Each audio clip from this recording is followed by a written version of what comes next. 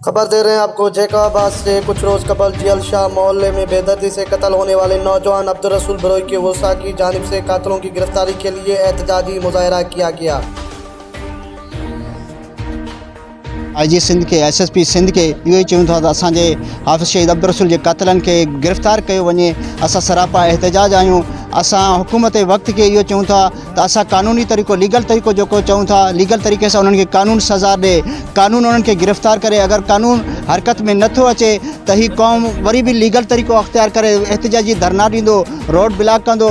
बहितर आहे मज़ीद हंगामे के सूरतनि खां असांजे शहीद जे कातिलनि खे गिरफ़्तार कयो वञे। असां शहीद हाफ़िज़ अब्दुल रसूल बरोही जा वारिस आहियूं।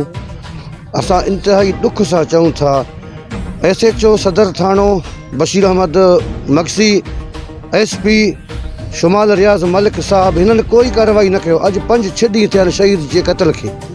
हाणे असां IG सिंध खे अपील कयूं था, high court Sindh, supreme court of Pakistan जेका बि आहिनि असांजा इदारा, आर्मी चीफ कमर जावेद बाजवा साहब के असां पुरज़ोर अपील कयूं था असांखे फौरी इंसाफ़ ॾियो वञे ताकि असां मज़ीद हंगामनि खां बचूं।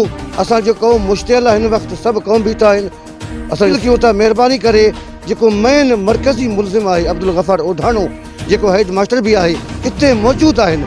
अगरि पुलिस कार्रवाई नथो करे, पुलिस खे चवंदा आहिनि त 12 लख रुपया पुलिस वरिता आहिनि मुलज़िम खां, अब्दुल गफ़ार ओढाणे खां। इहे असांजा ज़राए आहिनि, इन्हनि खां क्लियर कट आहे इहो।